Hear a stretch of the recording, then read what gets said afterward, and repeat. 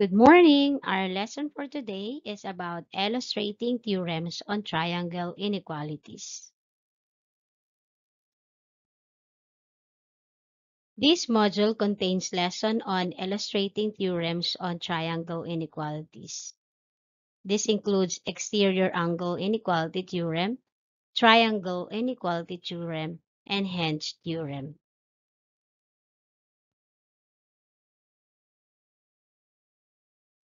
After going through this module, you are expected to Number 1, investigate the relationship between the longest side and the largest angle in the triangle and vice versa. Number 2, investigate the relationship between the sum of any two sides and the remaining sides in the triangle. Number 3, illustrate theorems on triangle inequalities such as the exterior angle inequality theorem, triangle inequality theorem, and Hence theorem with its converse. And number 4, connect theorems in triangle inequalities in real life setting.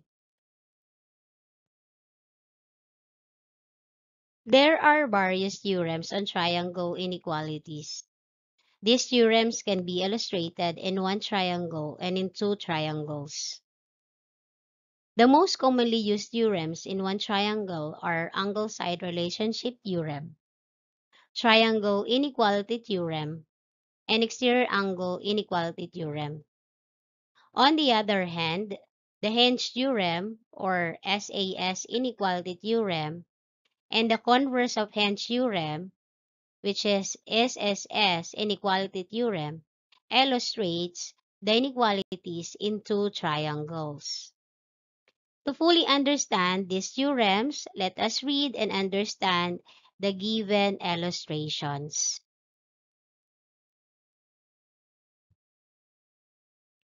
To start with the illustration of triangle congruence, let us begin with inequalities in one triangle. Inequalities in one triangle, we have angle-side relationship theorem.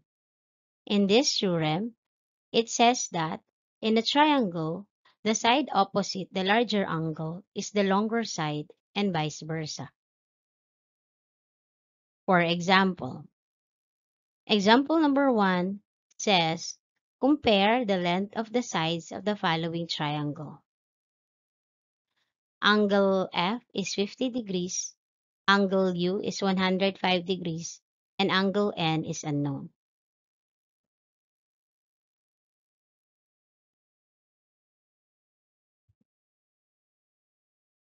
Solution. First step is we have to find the measure of the third angle, or the angle N. Take note that the sum of the angles in any triangle is 180. So our solution will be angle F plus angle U plus angle N is equal to 180 degrees. We use the sum of interior angles of a triangle. Next part is that we will now substitute the given for angle F and angle U. Angle F is 50 degrees plus 105 degrees plus angle N, because angle N is still unknown, equals 180. And we use the reason by substitution. Next to that is, it will be angle N plus 155 degrees equals 180 degrees. Reason for that is that we adding 50 degrees plus 105 degrees. Third, it will be angle N plus 155 degrees plus negative 155 degrees equals 180 degrees plus negative 155 degrees. We use addition property of equality. And then angle N plus 0 is equal to 180 degrees minus 155 degrees. The property being used is the identity property of addition. From that, we now have the value of angle N, or the measure of angle N is equal to 25 degrees. The reason? By simplifying.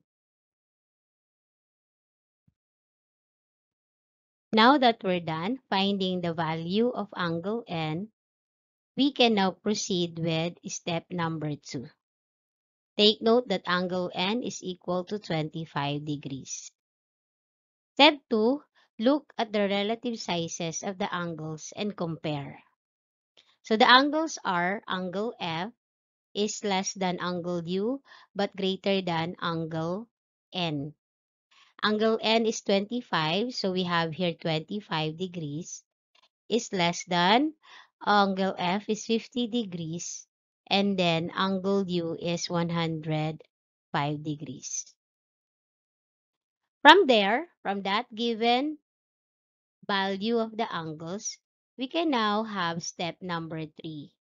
Step number 3 is that following the angle side relationship, we can now order the sides accordingly since we have the measures of the angles. Now, comparing or ordering the sides will be, we have to remember that it is the side opposite the angle. So we have to consider angle N, the side opposite to it is FU. If we have to consider angle F, we have to consider side UN. And then the last one, angle U, the side opposite to it is the FN. So as you can see, we have FU, this is the side opposite to angle N, and is less than 2. Angle F is the angle opposite to UN. And then the last one is angle U, opposite to it is the side FN. So from there, since we have order the angles and the sides according to the angles, we can now say that side FN is the longest side since it is the opposite side of the largest angle that happens to be angle U. While side FU is the shortest side whose opposite angle is angle N, and that measures 25, which happens to be the smallest angle. So therefore, if we have the largest angle, opposite to it is the longest side. If we have the smallest angle, opposite to it is the shorter or shortest side. And this is about angle side relationship theorem.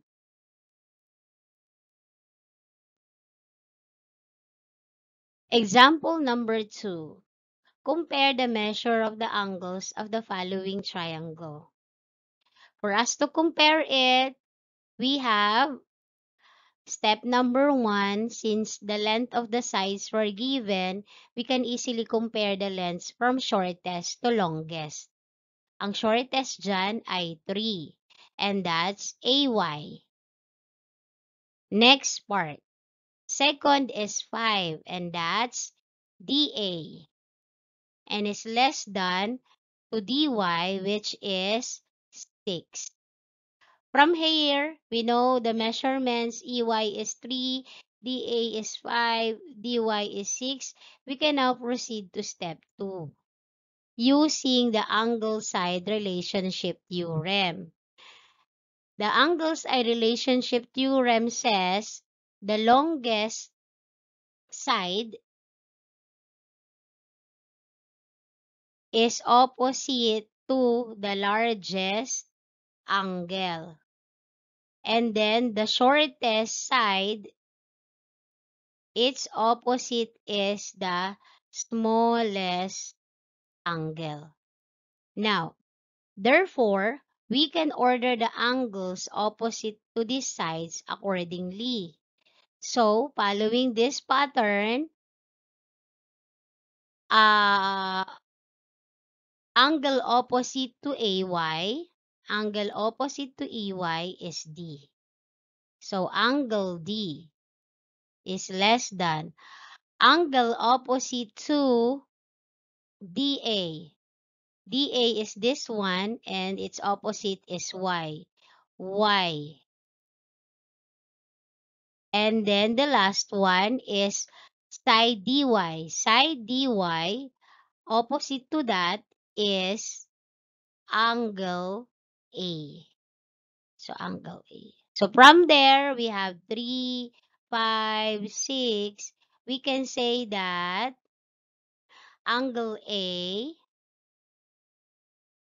angle A is the largest angle since it is the opposite of side DY. And the measure is 6. Since we know that angle A is the largest angle, we can also say that angle D is the smallest angle since it is the opposite of side AY, which is the shortest side. Yeah.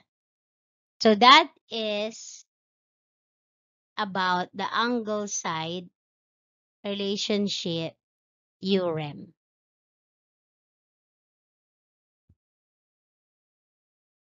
Now, to formally define angle side relationship theorem, it says here that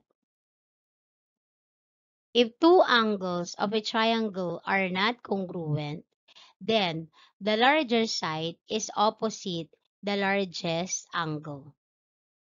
If two sides of a triangle are not congruent, then the larger angle is opposite the larger side. In here, how can we form triangles? Not any three lengths can form the sides of a triangle. Hindi lahat. Not all sides of a given sides of a triangle can form a triangle. Let A, B, and C be the lengths of the sides of a triangle. A triangle can be formed under the following conditions. It should be A plus B is greater than C, A plus C is greater than B, and the third one, B plus C is greater than A.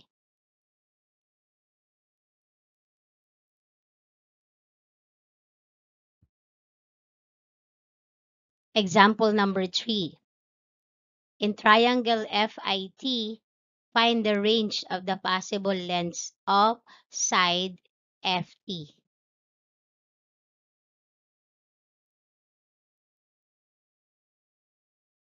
Note, the figure is not drawn to scale.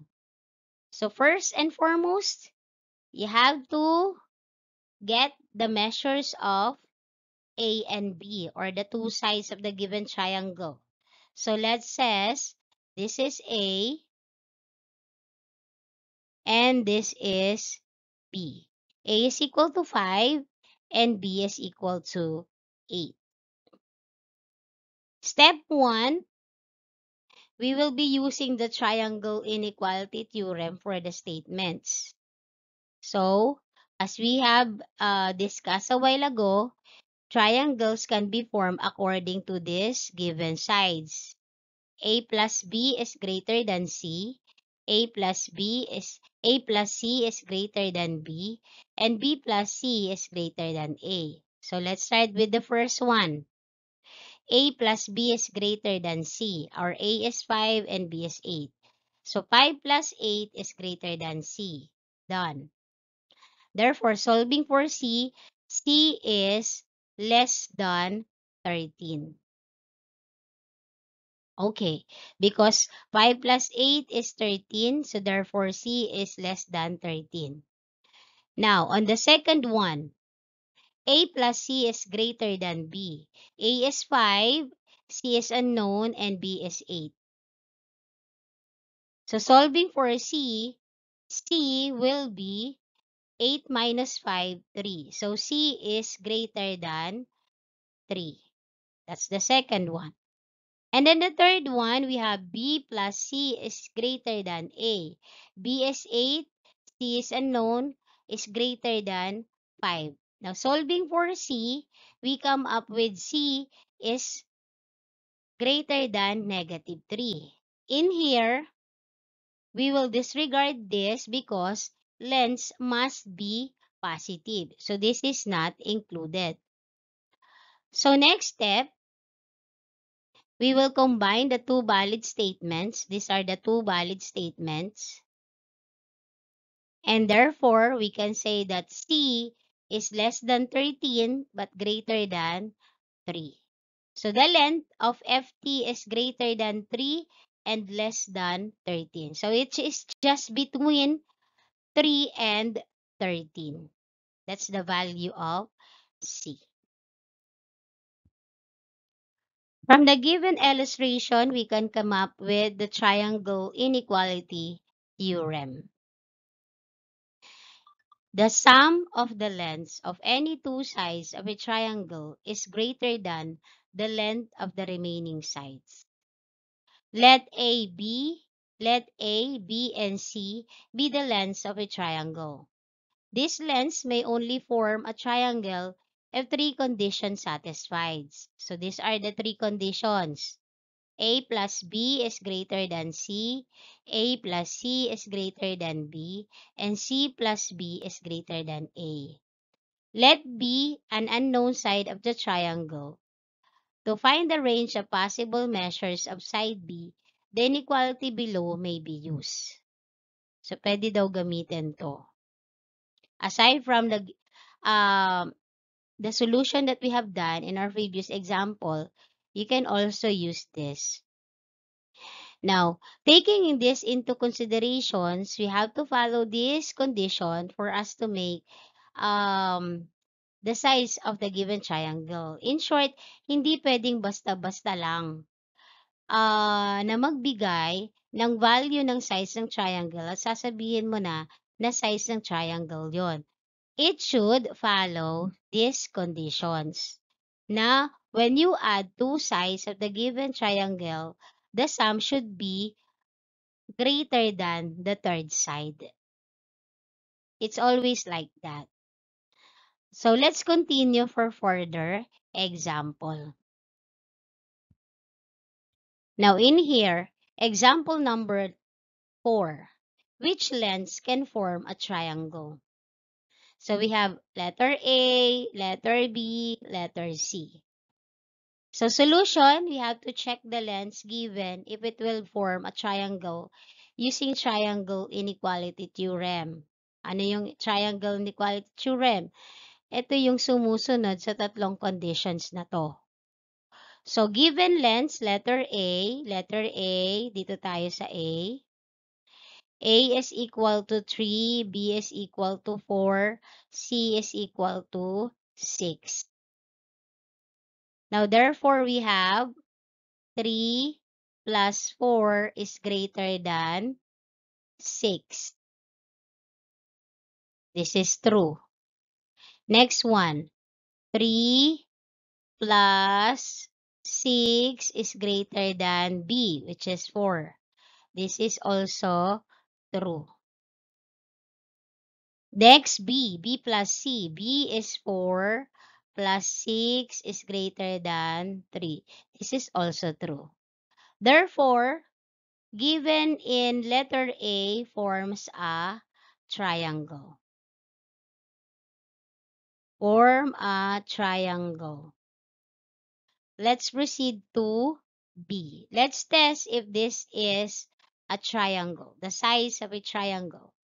So A is 5, B is equal to 6, C is equal to 11. So A plus B is greater than C. So 5 plus 6 is greater than 11. So dito pa lang makikita mo na 11 is greater than 11. That is false. So kung i-continue natin, A plus C, 5 plus 11 is greater than 6. So ito true. And then B, 6 plus 11 is greater than 5. True. Kaya lang, meron tayong false. Meron tayong isang false. Kaya, what will happen to this will be, these given sides cannot form a triangle. Cannot be form a triangle. So that's in B. In C, we have letter A, or A is 2, B is 3, C is 9. So A plus B is greater than C. 2 plus 3 is greater than 9. True. 2 plus 9, I'm sorry. 2 plus 3 is greater than 9 is false. So this is false. Diyan pa lang false na. 2 plus 9 is greater than 3. True. And then, 3 plus 9 is greater than 2. True din. Kaya lang, meron tayong false na isa. These sides cannot be formed a triangle. In short, based on the triangle inequality theorem, only option A satisfy the condition that will form a triangle. So it is only option A. Another inequality theorem is about exterior angle inequality theorem. From the word itself, exterior.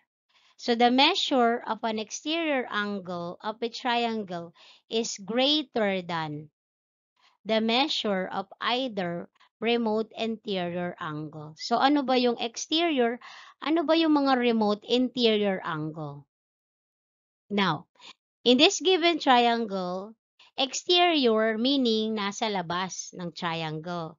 Kaya ito yung exterior angle. Angle OVE is an exterior angle. Yan. And remote interior angles are interior angles that are not adjacent to the exterior angle.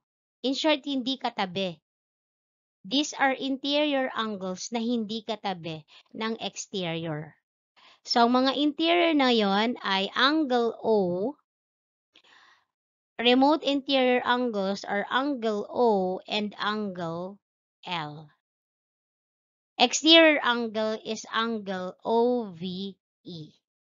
Kailangan ko siyang pangalanan ng 3 letters, hindi pwedeng angle B lang dahil si angle B ay meron ding vertex nagpapunta sa loob or interior. That's why, for us to identify that we are referring the exterior angle, you should be using 3 letters in naming it. O, V, E is the exterior angle. Now, exterior angle inequality theorem says the measure daw of exterior angle is greater than to the measure of either remote interior angle. So, ang measure daw lagi nito ay laging mas malaki sa kahit alin sa dalawang remote interior angle.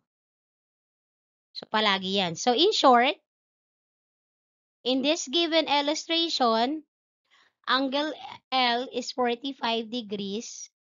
Angle O is 105 degrees. So, from the exterior angle inequality theorem, sabi dyan, angle OVE is greater than measure of angle OVE is greater than to the measure of angle L. Or, measure of angle OVE is greater than to the measure of angle O. Ngayon, since we know that the measure of angle L is 45, therefore, measure of angle OVE, exterior angle, is greater than to 45. And the other hand, the measure of angle OBE is greater than to the measure of angle O, which is equal to 105. In short, mas malaki pa to sa 45, mas malaki pa to sa 105. Itong measure ng exterior angle na OVE. Take note of the exterior angle inequality theorem. The measure of the exterior angle is always greater than the measure of either one of the remote interior angle. Alright, so kanina we just have discussed inequalities in one triangle. This time, we will proceed to deal with inequalities in two triangles. Now, two triangles na ang i-compare natin. Example number 6. Compare the lengths of the third side of triangle BLU and triangle RED or red. So we are to compare these two triangles. Now, since may mga marking sila, we can say that side BL is congruent to RE. So ito yung RE, ito yung BL. And then the next one, side LU is congruent to side ED. Question, paano naman yung BU, etong BU, at saka RD? Can we say that they are congruent? Now, ang solution dyan, since alam natin that these two are congruent, the BL is congruent to RE and side LU is congruent to ED, paano natin masasabi or what is the comparison of these two sides? Therefore, take a look at the opposite angles. Angle opposite to BU is angle L. And angle opposite to RD is angle E. And with that, we have the measurements of angle L, which is equal to 100 degrees, and angle E is 91. Diyan pa lang makikita mo na which one is bigger. So it's obvious that angle L is greater than angle E. Since angle L is greater than angle E, gamit yung theorem ng angle side theorem, sabi nga doon, the largest angle, its opposite is the longest side. The smallest angle, its opposite side is the shortest side. So therefore, since mas malaki ang angle L, therefore, the measure of side BU is greater than the measure of side RD.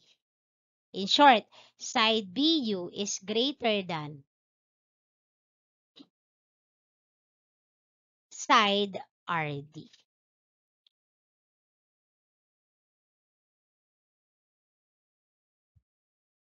Moving on, from this example, the corresponding two sides of two triangles are congruent, but the measure of their included angles differ. This one, ito yung mga included angle nila. Side BL is congruent to side RE, side LU is congruent to side ED, and their included angle, ibig sabihin ng included angle, nasa gitna ng dalawang congruent sides.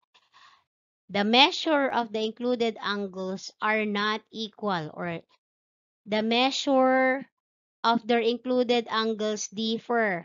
Yan ang ibig sabihin ng not equal. It follows that the opposite side of the greater angle is longer.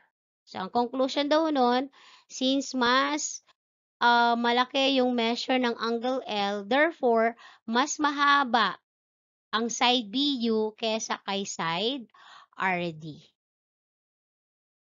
Thus, the opposite side of L, which is BU, is greater than the opposite side of angle E, which is RD. So, ang tawag daw sa theorem na yan, we will call this as the Hench theorem, or what we called SAS, inequality theorem. Ang SAS ay side, angle, side theorem. So, ito yung side, ito yung angle, ito yung side. Ito yung side, ito yung angle, ito yung side. Kaya, SAS, inequality theorem or Henge theorem. Ngayon, para may idea, ano ba yung Henge?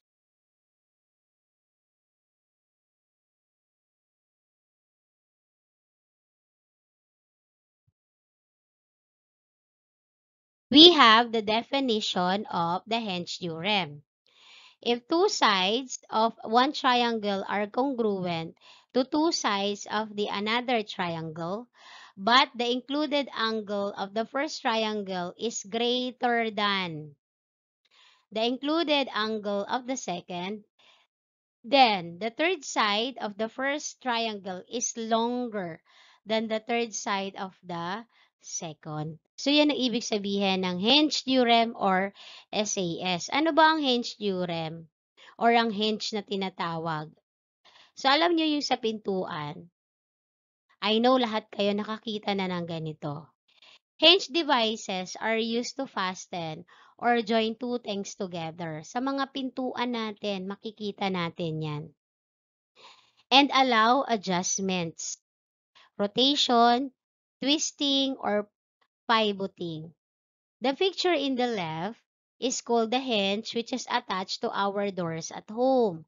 Kahit dito sa school meron. It is responsible for the opening and closing of our doors. Scissors, compass, folding ladder are just of some of the examples of hinge. So, in short, the wider the opening, the longer the opposite side. Yan ang ini-imply ng hinge. So, syempre, kung mas maliit yung opening or mas maliit yung angle, mas maiksi din yung measure or short din ang measure ng opposite side.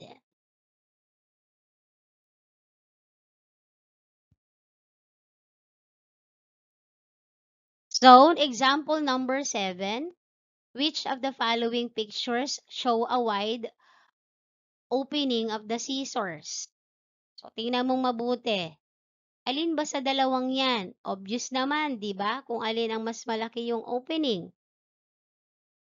So, as you can see, it's very obvious that the answer is picture B, since its angle is greater than that of picture A.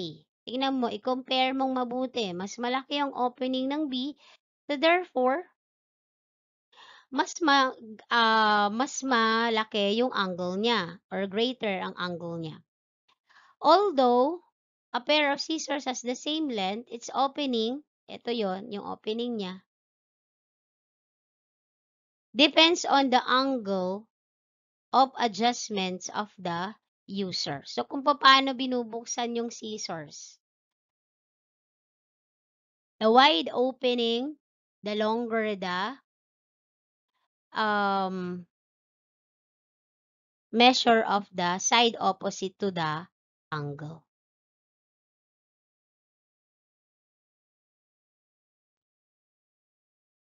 Now, ang Henge theorem ay merong converse. Converse of Henge theorem or SSS inequality theorem. Pag sinabing converse, kabaliktaran. If two sides of a triangle are congruent to two sides of another triangle, but the third side of the first triangle is longer than the third side of the second, then the included angle of the first triangle is larger than the included angle of the second. And now, example number 8. Given triangle SAY and triangle TEL has two congruent sides. So, ano-ano yung mga congruent sides? SA is congruent to TE, and then AY is congruent to EL. Now, which angle is greater? Is it angle A or angle E?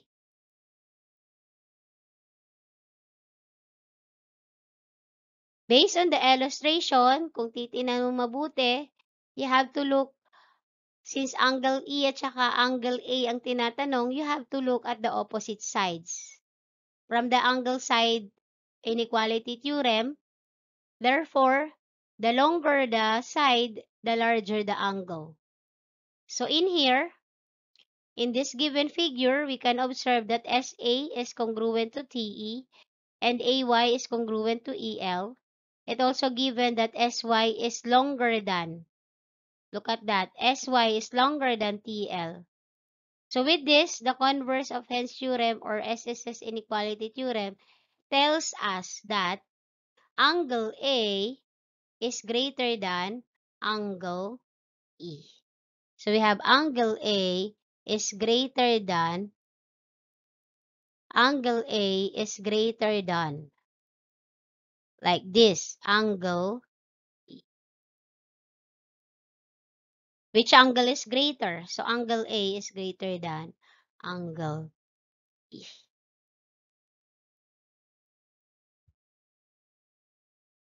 To summarize, here are the following theorems of triangle inequalities.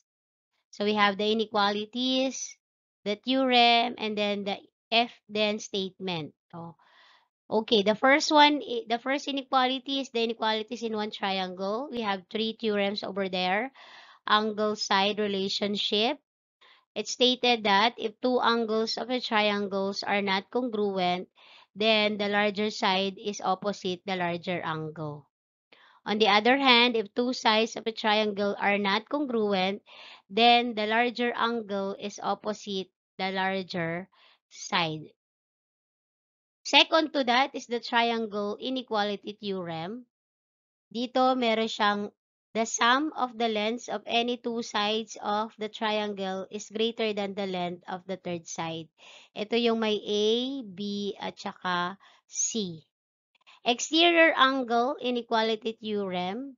Ito naman, the measure of an exterior angle of a triangle is greater than the measure of its either remote interior angle. So, ito yung mayroong exterior angle. Ito yung exterior angle. So, dapat daw greater than, laging greater than ang measure nito kaysa sa mga remote interior angle niya. Next to that,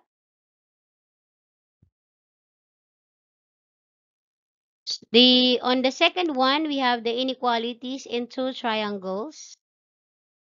In here, we have two. The first one is Hens theorem or SAS inequality theorem. Side, angle, side inequality theorem yan. If two sides of one triangle are congruent to two sides of another triangle, kasi side tsaka side yan, but the included angle, yung nasa gitna parate, of the first triangle is greater than the included angle of the second. Then, the third side of the first triangle is longer than the third side of the second. Yun yung ibig sabihin ng Hens theorem or SAS. Ito namang converse niya or of Hens theorem or SSS inequality theorem, tatlong sides naman yan. Side, side, side, inequality theorem. If two sides of one triangle are congruent to two sides of the another triangle, but the third side of the first is longer than the third side of the second, then the included angle of the first triangle is larger than the included angle of the second. It is larger kasi it is longer. Kaya, which one by applying yung isa pang inequality natin, yung angle side relationship theorem, The more na longer yung side, the larger the angle. And then, the smallest angle, its opposite is the shortest sides. So, that's all with our illustration of the triangle congruence. Next to this are your activities.